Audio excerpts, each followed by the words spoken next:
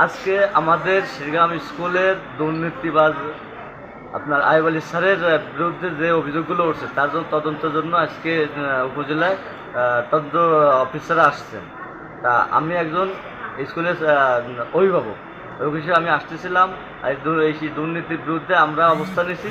আমি আসার পথে আমি সহ আরও কয়েকজনে হামলা করছে এবং আমি রক্তাক্ত জখম হয়ে আমি এখন হসপিটালে। এর সাথে জড়িত আইব আলী স্যার, হারুন কাজী এবং আরও অনেকে। আমি আলফাডাঙ্গা যুবদলের যুগ্ম আহ্বায়ক। এই আইব আলী স্যারের সন্ত্রাসী বাহিনী একজন অভিভাবক আবু সাইদ শেখ, সে বলমা থেকে আসার পথে তাকে রাত্রের আধারে তাকে হাত ভেঙে দেয় এবং তাকে অনেক মারধর করে।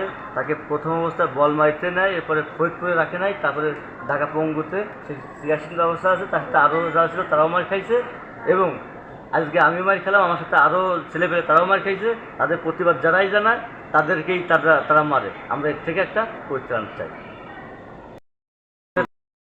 মারছে এবং এই দুর্নীতিবাজে আইব আলী স্যার আমরা তার পদত্যাগ চাই।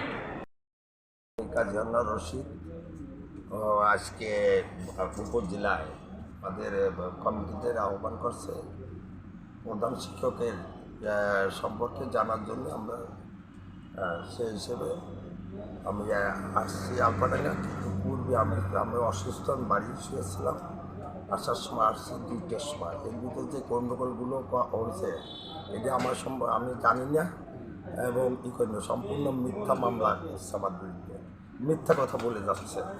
আগেও আমি ঢাকায় ছিলাম, আমার নামে 2টা মিথ্যা কেস করছে। আগেও একটা ওই বলমারি সীমানা কার সঙ্গে কার বন্ধু হয়ে থাকবে ভ্যান চালক, সেটাও আমার নামে আসামি গেছে হুকুমদারি।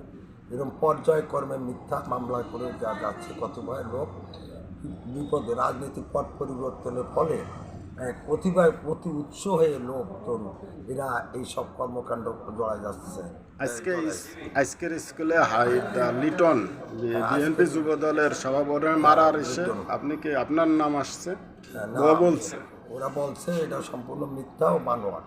আপনি আজকে ছিলেন না স্কুলে ছিলেন না? আচ্ছা।